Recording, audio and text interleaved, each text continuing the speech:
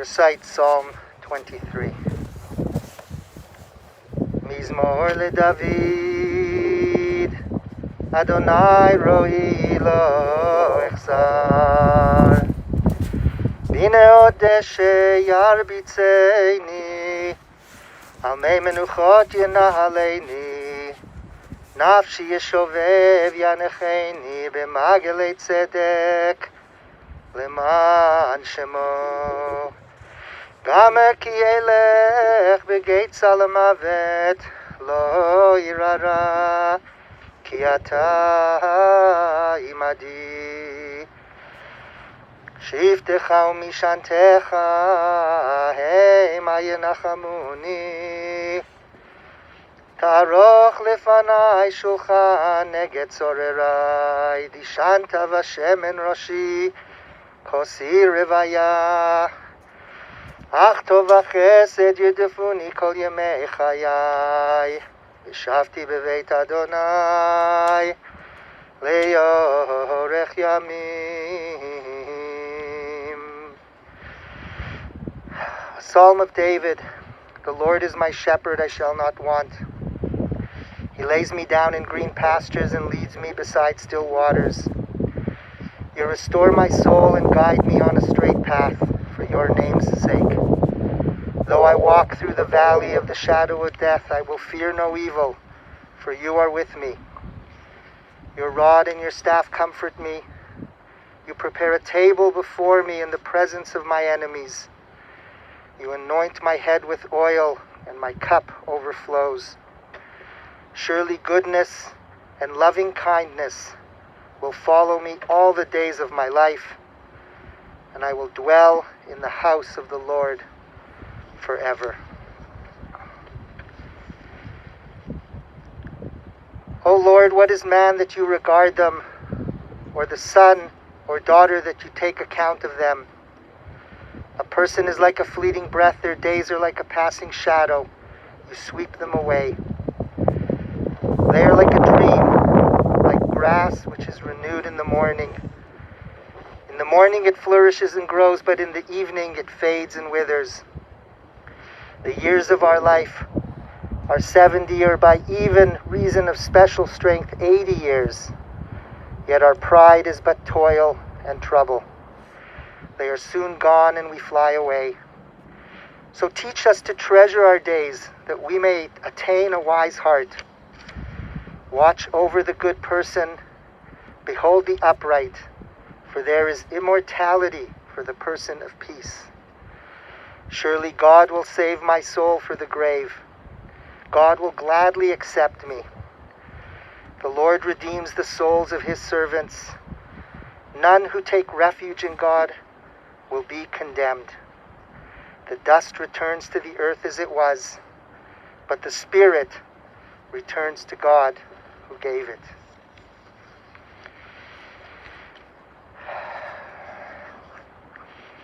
I want to acknowledge and thank all those people that are tuning in on the live video stream.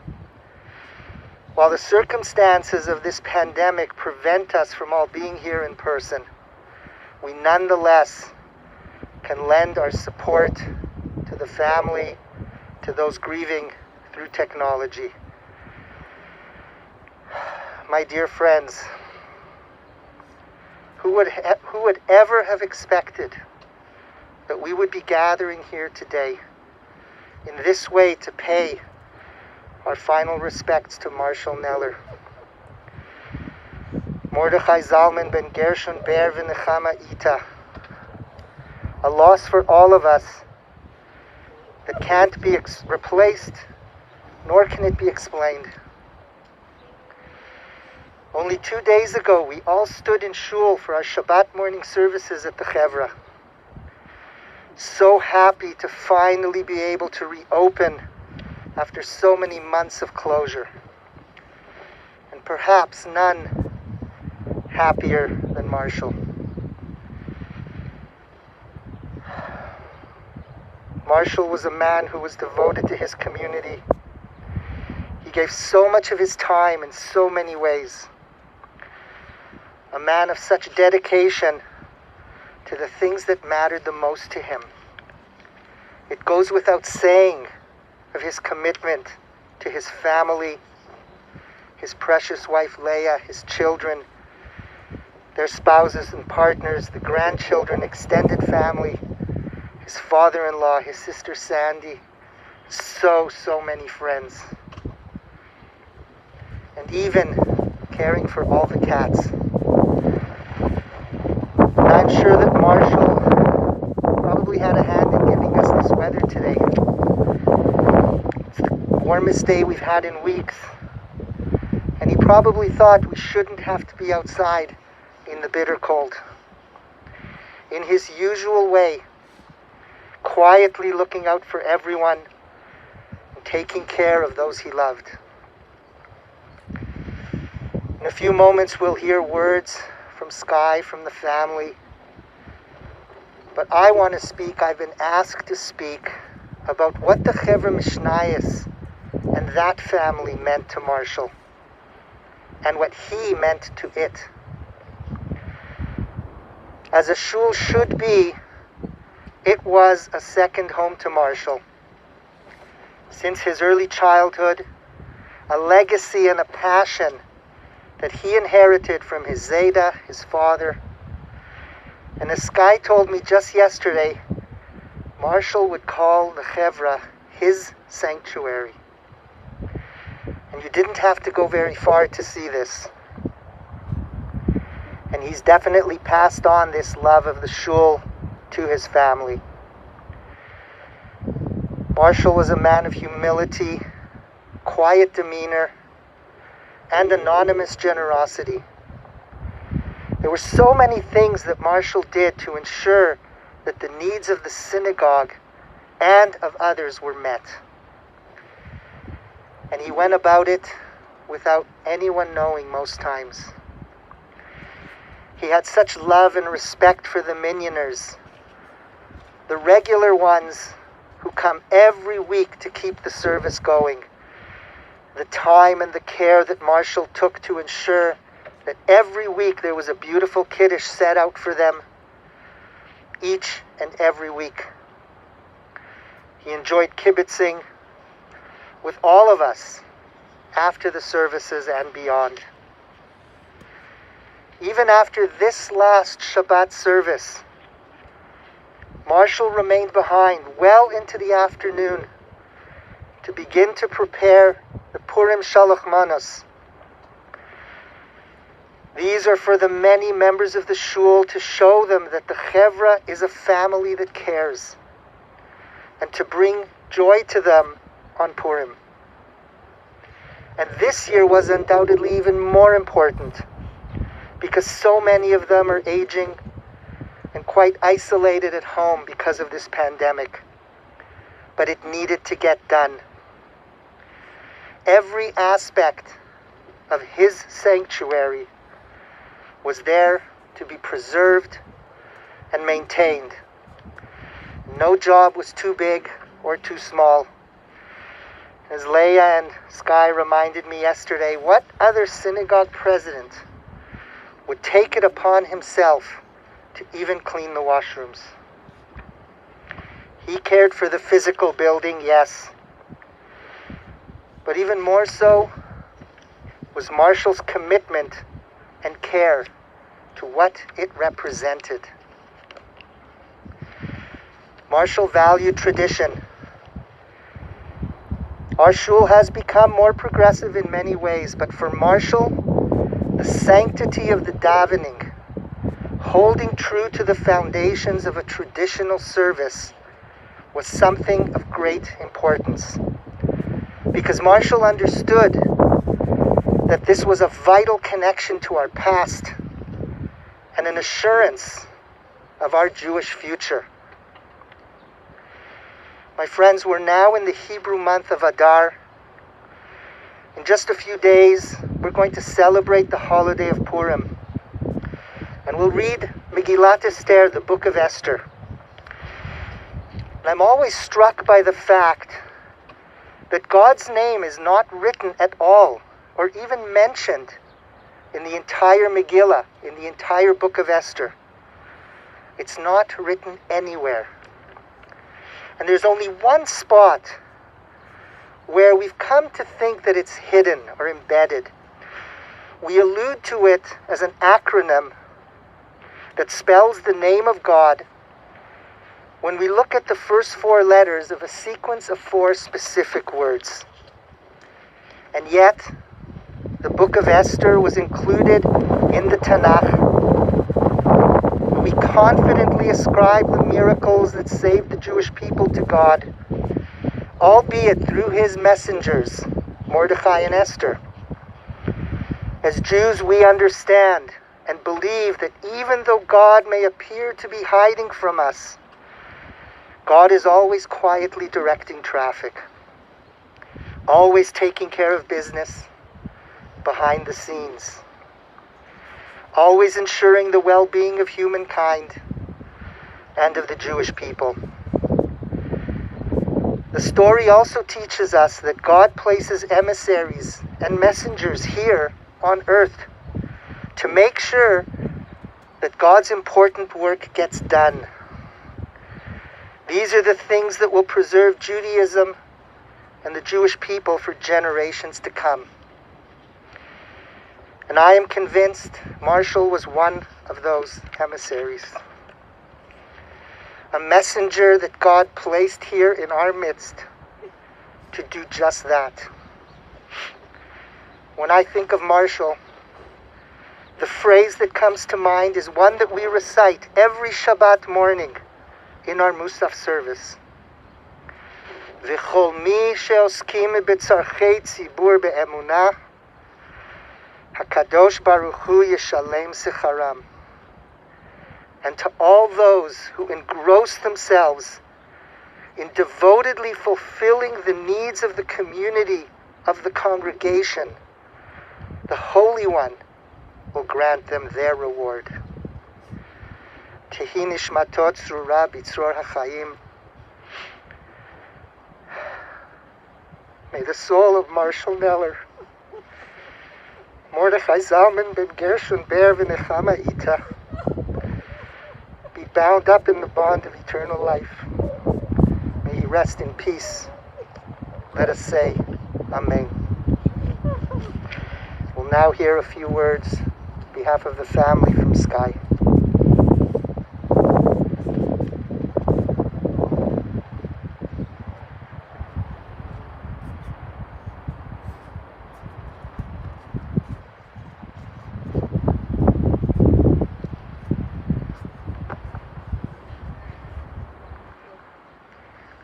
Thank you, Al. At first, I just want to relay some remarks from Marshall's favorite grandson, Alex. He wrote, "Zeta really got me into playing football and never said no to throwing a football around with me after family events.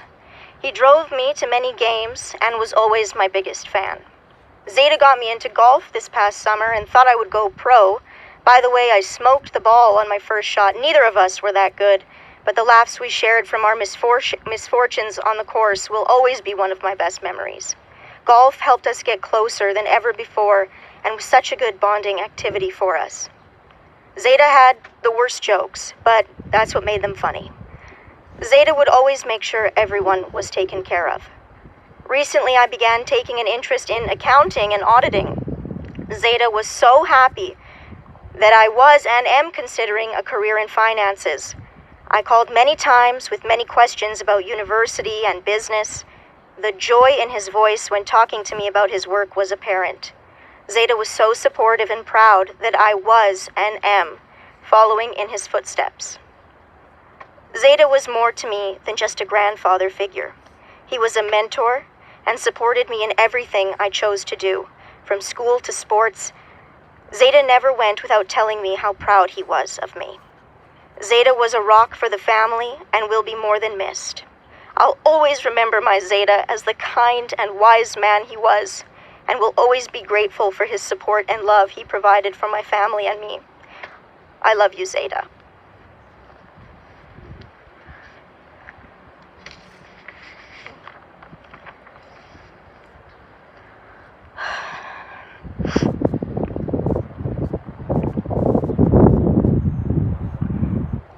are no words. None. That seems to be the common response to this surreal sorrow. No one knows what to say. And yet here we are, tasked with the untimely duty of honoring Marshall Stewart Kneller, our beloved son, husband, brother, father, father-in-law, Zeta, cousin, colleague, and friend, our president. I hope you'll forgive us for this hopelessly inadequate and scattered tribute. It is not a worthy portrayal of my dad's immeasurable value. Perhaps poetically, we have fallen short. I'd love to offer you Marshall's full and lengthy biography, but my dad's story has been abrasively interrupted. While there were still empty pages left to fill and details left to discover, chapters that had yet to be written, we may be struggling to find words of comfort or explanation, but there is really only one word necessary to describe the life and legacy of my father: chesed. The Hebrew word for kindness, and it's sometimes also known as loving kindness. It bears with it a sense of devotional piety and mercy towards humanity. It was that sense of duty and devotion which dictated every aspect of my dad's life of selfless service. As the son of Edith and Gordon Kneller, Marshall grew up in a home which was filled with traditions, humor, and Yiddishkeit. His Zeta Laser and Father Gordon were my dad's models of minyanism, and quickly instilled a lifelong love of shul in Marshall's soul. In addition to loving the Hever Mishnayos synagogue, they also taught him to love herring and schnapps. That was a package deal.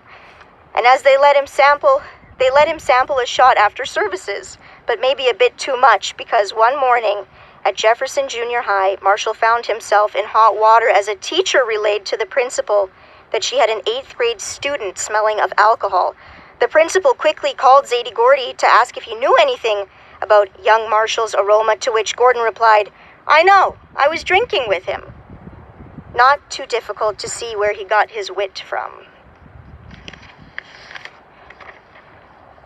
Marshall was shown a commitment to community by the patriarchs of his family whom he adored. He sat at an altar of tradition and worshipped our congregation's values. Think for a moment, as Al talked about, of his last day of life. Returning to his beloved sanctuary after months of exile, surrounded by the congregation he served and loved, his extended family. He made sure to say a Misha Berach for my Zadie. He stayed afterwards to help prepare Shalach Monis packages for our cherished seniors. Such commitment to caring, to acts of loving kindness, gimilut chasadim.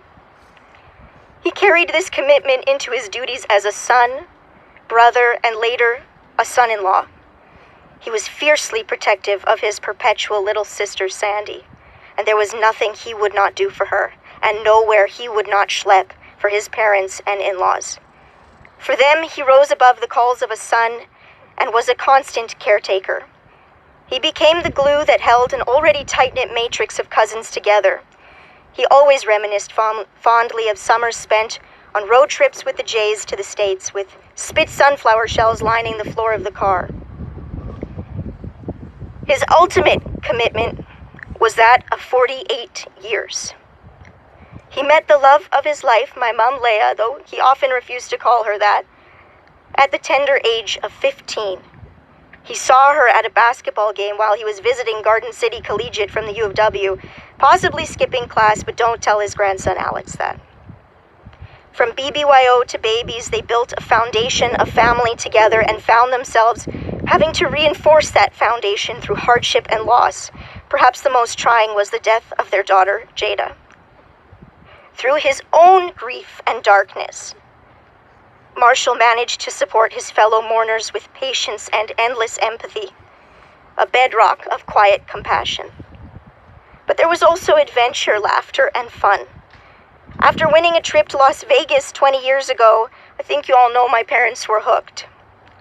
They took to the buffets and bargains like a big Elvis on a bench. Dad started planning his next trip before we even drove them home from the airport. He was especially proud of his hard-earned diamond status. Marshall and Leah gladly played the part of host and tour guide to many of their dear friends who had the courage to try to keep up with them. They did trade one desert for another when we all traveled to Israel together. One of my mom's greatest joys was getting to experience our homeland through Dad's eyes for the first time. Falafel, sunburns, cockroaches, and all.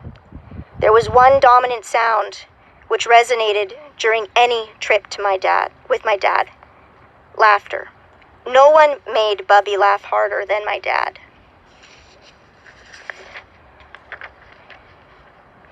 We have all been blessed to bear witness to your incredible love story as it has unfolded and evolved. It is a story of true love, based on mutual respect and support. You two are bashert. Your souls are bound to each other. Your love is a miracle, one we all pray for, but not enough are granted. You have exemplified to your friends and family what resilience through love can look like, and your love has enriched the lives of all those fortunate enough to encounter it. Ma, you say that the greatest gifts Dad gave you are your children, Kyle, Jada, Gabby, and myself. But you allowed him to fulfill his greatest purpose, to be a father. There should be a special award or certificate given to dads who venture into the feminine hygiene aisle for their daughters. And Dad ventured wherever we needed him to. He helped us study, took care of us when we were sick.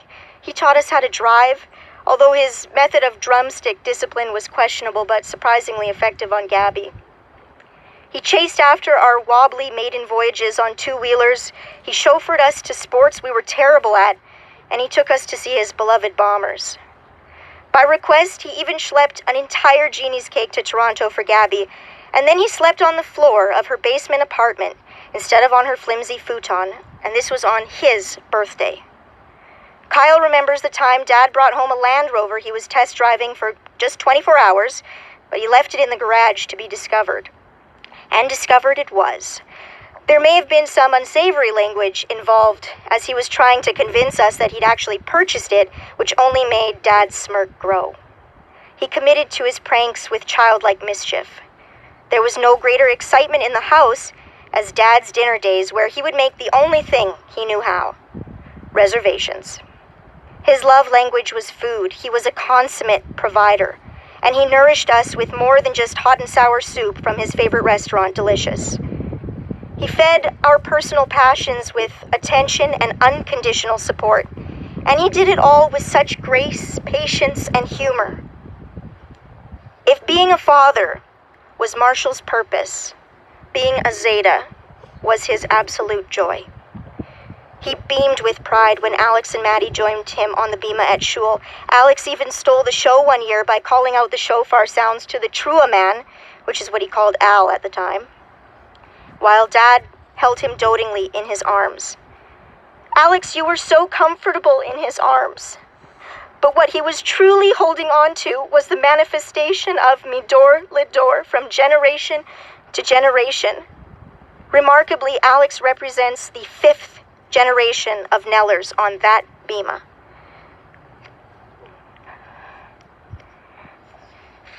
And I'm sure he lit up the same way at Kyle's Piñata Ben, where he got to show off his precious little newborn son, who would go on to carry on the Kneller name. As committed as he was to his children, my dad's soul smiled when he spent time with his grandchildren. He helped them with their two-wheelers and dropped everything to toss around a football at the park. Maddie remembers watching her Zeta prepare a rather puzzling snack because as he was opening a tin of tuna for himself, he naturally shared a spoonful with the cats, to which a young Maddie replied, "Zeta, you're eating cat food." He loved his herd. The cats flocked to him for more than just food. They could sense his kind-heartedness. He earned the trust of once feral felines, and he even let them groom his scraggly beard.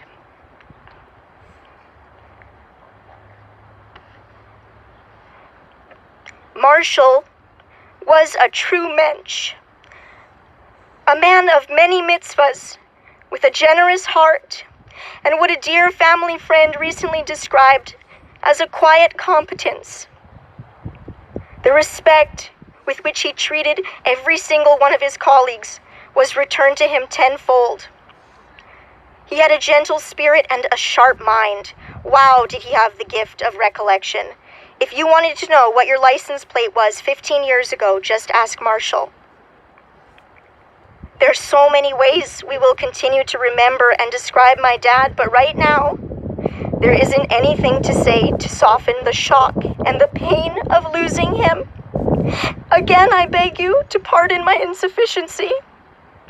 There are simultaneously not enough and absolutely no words to describe our incalculable heartache.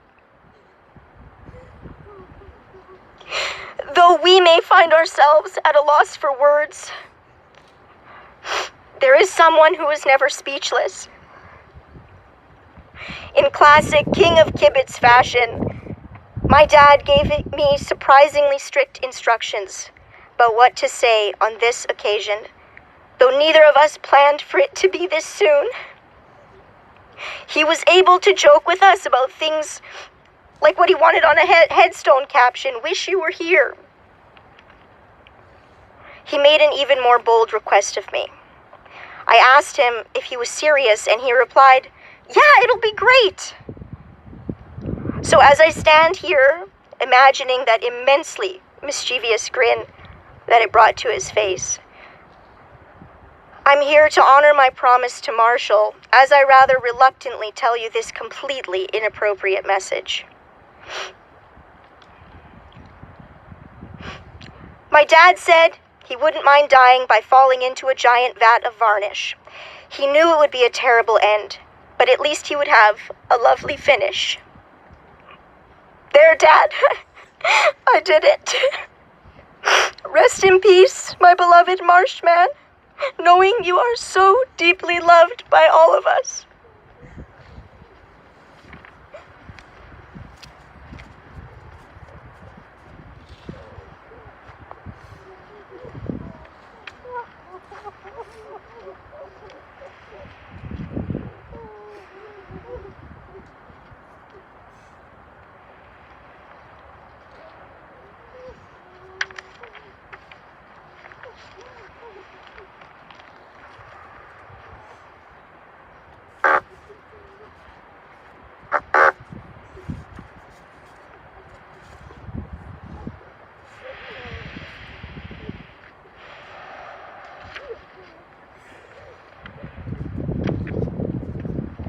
We now recite the Tziduk Hadin. It's a prayer that outlines in this time of our deepest sorrow and our lack of comprehension for why things happen in this world, that we turn to our understanding of the greatness of God, that only God has the true understanding of why things happen in this world. And our understanding that God is inherently good and just, and therefore anything that happens to us in this world must therefore have some aspect of incomprehensible goodness and justice. Hatzur tamim paulo ki chol derachav mishpat el emuna ve'inavel tzadik v'yashar hu. Hatzur tamim bechol poal mi omar lo ma tif'al hashalit b'mata u'v'ma'al meimit u'mechayem orit she'ol v'yal. Hatzur tamim bechol ma'aseh mi omar elav ma ta'aseh ha'omer ve'oseh chesed chinam lanu ta'aseh ובזכות הנעקד כזה הקשיבה ועשה צדיק בכל דרכיו עצור תמים ערך אפיים ומלא רחמים חמול נא וחוס נא על אבות ובנים כי לך אדון הסליחות והרחמים צדיק אתה אדוני להמית ולהחיות אשר בידך פיקדון כל רוחות חלילה לך זיכרוננו למחות ויונה עיניך ברחמים עלינו פיקוחות כי לך אדון הרחמים והסליחות אדם אם בן שנה יהיה או 1000 שנים יחיה מה יתרון לו כלא היה יהיה ברוך דיין האמת ממית ומחיה ברוך הוא כי אמת דינו ומשותה את הכל בעינו משלם לאדם חשבונו ודינו והכל לשמו הודיה ייתנו ידענו אדוני כי צדק משפטיך תצדק בדבריך ותזכה בשפתך, ואין להרהר אחר מידת שופטיך. צדיק אתה אדוני וישר משפטיך, דיין אמת שופט צדק ואמת. ברוך דיין האמת שכל משפטיו צדק ואמת. נפש כל חי בידך, צדק מעלה ימינך וידך, רחם על פליטת צאן ידיך. ותאמר למלאך הרף ידיך, גדול העצה ורב העלילה. אשר עיניך פקוחות על כל דרכי בני אדם, לתת לאיש כדרכיו וכפרי מעלליו. להגיד כי ישר אדוני צורי ולא עוולת בו. אדוני נתן ואדוני לקח, יהי שם אדוני מבורך, והוא רחום יכפר עוון ולא ישחית, והרבה להשיב אפו ולא יאיר כל חמתו. The Lord has given and the Lord has taken away. Blessed is the name of the Lord. We now turn once again, because as Sky mentioned, words cannot explain how we feel. We're overwhelmed with emotion, so we turn to action, we turn to act. And one of the final things that we can do for Marshall today is participate together in physically burying Marshall. For anyone who would like to participate, we have shovels. We can shovel a few shovelfuls of earth, and then we'll proceed with the final prayers. If the family or the pallbearers would like to go first, I encourage you to do so.